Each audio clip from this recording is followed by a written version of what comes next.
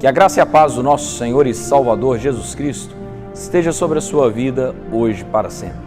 Eu sou o pastor Fagner Araújo, estarei com você nos próximos minutos, porque esse é o nosso maná diário, é o pão vivo que desce do céu para alimentar o meu e o seu espírito.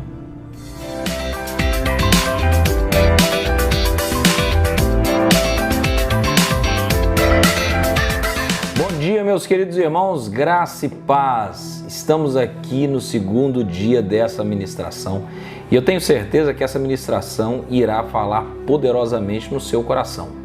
Ontem nós falamos sobre as maldições que são decorrentes da desobediência e, infelizmente, a repetição de comportamento acaba fazendo com que os nossos filhos, a nossa descendência, sofra alguma situação por causa da forma como negligenciamos a palavra de Deus. E eu quero compartilhar com você o que está em Gênesis, capítulo de número 3. Vamos entender como que isso surgiu, quando é que tudo isso aconteceu. Eu quero ler com você a partir do versículo 1, que diz assim: Ora, a serpente era o mais astuto de todos os animais selvagens que o Senhor Deus tinha feito. E ela perguntou à mulher: foi isso mesmo que Deus disse? Não comam de nenhum fruto das árvores do jardim? Presta atenção como que Satanás é astuto. Satanás se manifestou em uma serpente e ele traz o seguinte argumento para Eva: foi isso mesmo que Deus disse? Não coma de nenhum fruto das árvores do jardim? O inimigo sempre trará dúvida quanto à palavra de Deus. Para quê? Para que você não obedeça a palavra. Para que a sua fé fique comprometida, completamente prejudicada. Deus traz uma palavra para você e o inimigo vai tentar torcer essa palavra. O versículo 2 diz: respondeu a mulher à serpente: podemos comer de todo o fruto das árvores do jardim. Mas Deus disse: não comam do fruto da árvore que está no meio do jardim, nem toque nele, do contrário, vocês morrerão. Eva agora disse: não, Deus não falou isso. Deus disse que não pode comer do fruto da árvore que está no meio do jardim. E, na verdade, não pode nem tocar nesse fruto, porque senão nós iremos morrer. Mas será que foi isso mesmo que Deus disse?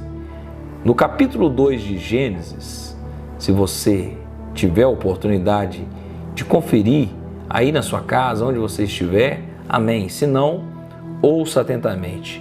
O capítulo 2, versículo 15, está escrito assim: o Senhor Deus colocou o homem no jardim do Éden para cuidar dele e cultivá-lo. E o Senhor Deus ordenou ao homem: coma livremente de qualquer árvore do jardim, mas não coma da árvore do conhecimento do bem e do mal, porque no dia em que dela comer, certamente você morrerá. Então Deus não disse nada a respeito de tocar no fruto. Deus disse a respeito de comer o fruto. Só que nós percebemos que quando o inimigo ele lança a distorção da palavra de Deus, Eva então ela começa a ficar embriagada com aquela conversa. Como muitas pessoas hoje em dia recebem uma instrução de Deus e começam a aumentar o que Deus disse. Se Deus disse uma palavra, agora essas pessoas trazem a argumentação de 2, 3, 4 palavras. Nós precisamos ter o cuidado de ficar onde Deus falou e ponto. Deus não precisa de ajuda humana. Deus não precisa que o homem enfeite alguma coisa. O versículo de número 3 diz: mas Deus disse: não coma do fruto da árvore que está no meio do jardim, nem toque nele, do contrário vocês morrerão. Olha a argumentação dela. O versículo 4 diz o seguinte: disse a serpente à mulher: certamente não morrerão. Agora Satanás está dizendo que Deus mentiu. E é assim que o diabo faz, dizendo que a palavra de Deus não é a verdade. Porque fazendo assim, ele te leva a se corromper, a desobedecer a palavra e se entregar àquilo que Deus disse que não era para fazer. E isso é muito danoso. Isso traz problemas, muitas vezes irreparáveis. E olha só o que a palavra de Deus diz, versículo de número 5. Deus sabe, no dia em que dele comerem, seus olhos se abrirão, e vocês serão como Deus, conhecedores do bem e do mal. Presta atenção. Quando Deus forma o homem, no capítulo 1 de Gênesis, está escrito: e criou o Senhor Deus o homem à sua imagem e semelhança. Deus criou o homem em imagem e semelhança. O homem já era a imagem e semelhança de Deus, ele já era como Deus, ele já se parecia com Deus. E a serpente disse o seguinte: Deus sabe que no dia em que dele comerem, seus olhos vos abrirão, e vocês serão como Deus, conhecedores do bem e do mal. Versículo 6. Quando a mulher viu que a árvore parecia agradável ao paladar, era atraente aos olhos e, além disso, desejável para dela se obter discernimento, tomou do seu fruto, comeu e deu ao seu marido, que também comeu. Então isso é muito sério.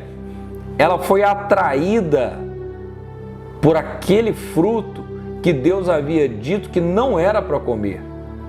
Então, a sua carne desejou esse fruto. Está escrito que era agradável ao paladar, atraente aos olhos, enchia os olhos, de maneira que ela era atraída por aquilo que ela estava vendo, desejável para dela se obter discernimento. Então você percebe que ela estava completamente envolvida com aquele fruto que Deus havia dito não é para comer dele. Versículo de número 6 diz que ela comeu, entregou ao seu marido e ele também comeu. Versículo 7, os olhos dos dois se abriram e perceberam que estavam nus. Então juntaram folhas de figueira para cobrir-se. Meus queridos, toda vez que o homem vai para longe dos caminhos do Senhor e peca contra o Senhor, ele tenta tampar esse pecado com folhas. E folhas não tampam o pecado.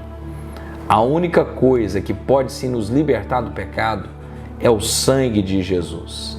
Por que eu estou falando disso? Talvez você está pensando, pastor, mas o que tem isso a ver com maldição hereditária? Quando Deus se manifesta ao homem para corrigir o que estava acontecendo, começou então um jogo de empurra. O homem disse: a mulher que o Senhor me deu do fruto e eu comi. Então a culpa não era nem da mulher, a culpa era de Deus que havia dado essa mulher. E quantas pessoas estão transferindo a responsabilidade de algo que fizeram? Então isso é muito sério. Mas o Senhor, ele traz uma correção, e essa correção começa pelo homem, numa ordem de hierarquia, porque Deus respeita autoridades. E a palavra do Senhor diz o seguinte, capítulo 3, versículo de número 17. E ao homem declarou: visto que você deu ouvidos à sua mulher e comeu do fruto da árvore, do qual eu lhe ordenara que não comesse, maldita é a terra por sua causa. Com sofrimento você se alimentará dela todos os dias da sua vida. Ela te dará espinhos e ervas daninhas, e você terá que alimentar-se das plantas do campo. Com o suor do teu rosto você comerá o seu pão, até que volte à terra, visto que dela foi tirado, porque você é pó e ao pó voltará. Você acha que a descendência de Adão não sofreu os danos da decisão precipitada de Adão? Claro que sofreu os danos.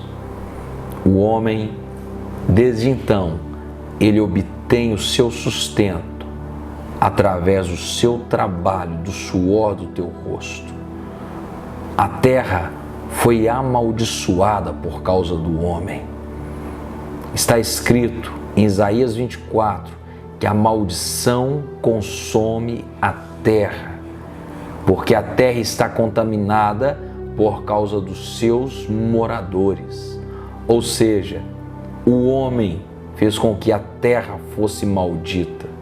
A descendência humana acabou vivendo debaixo desse jugo, sofrendo tudo aquilo que Adão foi condenado a sofrer. E a degradação, ela foi terrível, porque depois nós vemos algo absurdo acontecer na primeira família que estava sobre a terra. E eu quero orar com você e alertar você.